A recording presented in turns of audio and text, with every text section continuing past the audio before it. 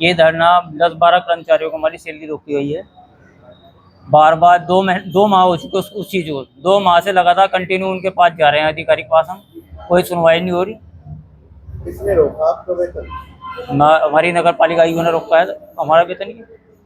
क्यों रोका गया? ये पहिए जो एक सीएल छुट्टी होती है, वो कोई भी आश्रम में छुट्टी कोई भी लेकर कहीं भी बाहर जा सके, वो हमारे कर्मचारी छुट्टी दे, मतलब फ़ोन द्वारा सूचित कर दिया या किसी के द्वारा भिजवा दी, वो उस टाइम उपस्थित नहीं थे। जांच पर पाया, उन्होंने देखा कि है नहीं, यहाँ पर बुलवाया, उन्होंने उनकी तनख्वाह रोक दी। नहीं तो आपको चेयरमैन साहब से मंजूर, आपको प्रार्थना पत्र को देना पड़ता होगा। नहीं देना पड़े, 3 दिन पहले हमने वो दे रखा नोटिस, दे रखा, हमने नोटिस दे रखा 3 दिन पहले। आपने पहले सूचित कर दिया इनको? हाँ, सूचित कर चुके हैं।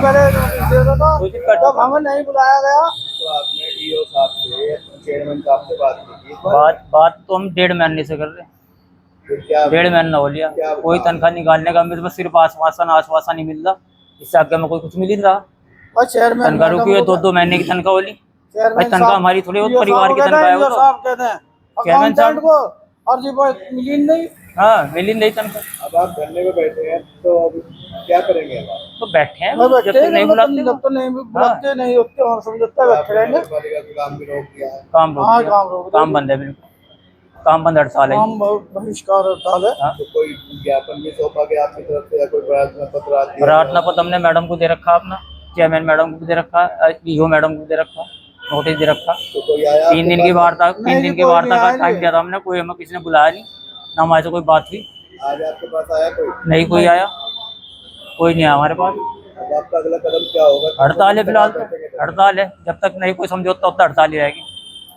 यहाँ पे सभी कर्मचारियों के अलग अलग विषय पे कार्रवाई हुई थी। जैसे कुछ कर्मचारी थे हमारे यहाँ जो बिना अवकाश लिए कार्यालय में अनुपस्थित थे, जिनके कार्य अत्यंत महत्वपूर्ण थे। जैसे जन्म मृत्यु पटल से संबंधित नितिन कुमार के ऊपर कार्रवाई हुई थी, और म्यूटेशन से संबंधित प्रकरण था जो फिरोज खान के पास था, ये पत्रावली, और उन लोगों ने छुट्टी नहीं ली थी और कार्यालय में अनुपस्थित हुए थे, इसलिए उनका 1 दिन का वेतन रोका गया था।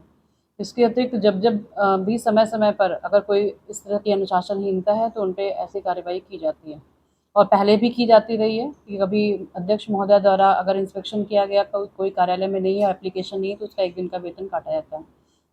चूँकि नितिन कुमार ये जन्म मृत्यु पटल से संबंधित थे, कई लंबे समय से वो नहीं थे यहाँ पे, इसलिए उनका वेतन आगे तक रोका गया था। इसके अतिरिक्त एक और प्रकरण हमारे यहाँ चल रहा था कि पत्रावलियाँ, ये सभी लिपिक जिन भी पटल से संबंधित हैं उनसे ऑडिट, हमारे यहाँ विशेष ऑडिट हो रहा था, उससे संबंधित पत्रावली नहीं मिली थी, इसलिए उनके विभागाध्यक्ष और जो कस्टोडियन है, जिनकी जिम्मेदारी होती है पत्रावली रखना, उनके कस्टडी में होता है, उनको पत्र लिखा गया था कि पत्रावलियाँ प्राप्त करा दें और उसके बाद ही आपका वेतन आहरण किया जाएगा। पूरी नगर पालिका में हड़ताल है, सारे ऑफिस बंद है, जी जो काम के लिए आ रहा है जी आम जनता, जी। तो ये हड़ताल कब तक है? नहीं, ये तो हड़ताल इन्हें करनी ही नहीं चाहिए, क्योंकि इनके जो एप्लीकेशन आए थे वो मार्क कर दिए गए थे, और बनाने के लिए, वेतन बनाने के लिए अध्यक्ष महोदय की तरफ से भी मार्क कर दिए गए थे, हमारी तरफ से भी मार्क कर दिए गए थे।